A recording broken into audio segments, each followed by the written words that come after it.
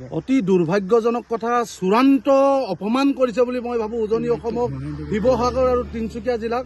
ৰেজাউল কৰিম চৰকাৰে জনাটো ভাল, উজনি অসম খিলঞ্জীয়া আধিপত্য থকা এখন ঠাই, আৰু এই খিলঞ্জীয়া আধিপত্য থকা ঠাইত তেওঁ যি ধুবুৰী বনাম শিৱসাগৰ আৰু তিনিচুকীয়াক যি তেওঁ যি অদ্ভুত কথা কৈছে ৰাজনৈতিক সভাত, এই কথাত আমি বীৰ লাচিত সেনা অসমে ধিক্কাৰ দিছোঁ আৰু নিন্দা কৰিছোঁ।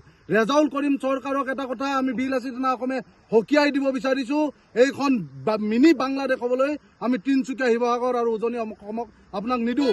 আপোনাৰ অন্তৰত নিহিত হৈ থকা যি সাম্প্ৰদায়িক শক্তি, যি বাংলাদেশী প্ৰীতি, সেই কথাটো ওলাই পৰিছে। আৰু আচলতে কংগ্ৰেছে এনেকুৱা ধৰণৰ বাংলাদেশী ৰক্ষকসকলক লৈ এইখন বাংলাদেশ বনাব বিচাৰিছে নেকি? আমি বীৰ লাচিত সেনা অসমে এইটো প্ৰশ্ন কৰিব বিচাৰিছোঁ। আজি তেখেতে প্ৰথম দিন যোগদান কৰিয়ে উন্নয়নৰ কথা ক'ব লাগিছিল, তেওঁ পৰিকল্পনাৰ কথা ক'ব লাগিছিল, অসমৰ শান্তি সম্প্ৰীতি আৰু সমন্বয়ৰ কথা ক'ব লাগিছিল। কিন্তু তেওঁ কৈছে কি তিনিচুকীয়া আৰু শিৱসাগৰক ধুবুৰী বনাব। তেওঁ জনাটো ভাল, ধুবুৰীত এতিয়া 70% খিলঞ্জীয়া মানুহে ভৰি পৰিছে। ধুবুৰীত আমাৰ খিলঞ্জীয়া মানুহৰ নাজল নাথল অৱস্থা। ধুবুৰীত আমাৰ খিলঞ্জীয়া মানুহে দ্বিতীয় শ্ৰেণীৰ নাগৰিকৰ দৰে বসবাস কৰে। কি তিনিচুকীয়া আৰু শিৱসাগৰ তুমি তেনেকুৱা ধৰণৰ ভূমি বনাম বুলি ভাবিছা?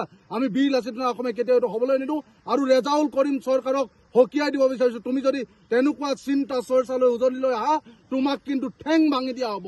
এনেকুৱা ধৰণৰ চিন্তা পৰিকল্পনালৈ যদি উজনি অসমলৈ আহা, ঠেং ভাঙি দিয়া হ'ব। কোনো কাৰণত উজনি অসমত এনেকুৱা ধৰণৰ সাম্প্ৰদায়িক শক্তিক আমি উৎখাত কৰিম আৰু উজনি অসমক সাম্প্ৰদায়িক শক্তিৰ তেওঁলোকৰ ৰম্য ভূমিলৈ আমি পৰিণত হ'ব নিদিওঁ। আমি বীৰ লাচিত সেনা অসমে স্পষ্ট ভাষাৰে কৈ দিব বিচাৰিছোঁ, গৌৰৱ গগৈ নামৰ এইজন নেতাকো আমি কৈ দিব বিচাৰিছোঁ, তোমালোকে যিবোৰ নেতাক লৈ ৰাজ্যৰ ৰজা হোৱাৰ সপোন দেখিছা, এনেকুৱা ধৰণৰ নেতাই তোমাক কেতিয়াও ৰজা হোৱাৰ বাট মুকলি নকৰে, বৰঞ্চ অসমখনক অশান্ত পৰিৱেশ কৰিব, অসমখনক বাংলাদেশী চৰণীয়া পথাৰ কৰাৰ যি ষড়যন্ত্ৰ পূৰ্বৰ পৰাই ৰেজাউল কৰিম চৰকাৰে কৰি আছিল। ঢিঙত খিলঞ্জীয়া মানুহে খেতি কৰিব নোৱাৰা অৱস্থা, খিলঞ্জীয়া মানুহৰ ভূমি কাঢ়ি লৈছে, খিলঞ্জীয়া মানুহক মাৰিম কাটিম বুলি কৈ ব্ৰহ্মপুত্ৰত উটুৱাই দিম বুলি কৈছে। তাৰ পিছত ৰেজাউল কৰিম চৰকাৰ ক'ত আছিল? যেতিয়া বটদ্ৰৱা থানা জ্বলাই দিছিল, যেতিয়া মৈৰাবাৰী থানা জ্বলাই দিছিল, সেই ধুবুৰী আৰু নগাঁও মানুহে যেতিয়া জ্বলাই দিছিল, একাংশ সন্দেহযুক্ত বাংলাদেশী মিয়াই যেতিয়া জ্বলাই দিছিল, তেতিয়া ৰেজাউল কৰিম চৰকাৰ ক'ত আছিল? এতিয়া তুমি তিনিচুকীয়া আৰু শিৱসাগৰক ধুবুৰী বনাবা। আজি জইন কৰিয়ে তুমি ৰাজনীতিত তুমি সপোন দেখিছা, এই সপোন বীৰ লাচিত সেনা অসমে হ'বলৈ নিদিয়ে। তুমি উজনিলৈ যদি আহা, বীৰ লাচিত সেনা অসমে প্ৰত্যাহ্বান হিচাপে থিয় দিব আৰু ঠেং ভাঙি দিব। এই কথা আমি স্পষ্ট ভাষাৰে কৈ দিছোঁ।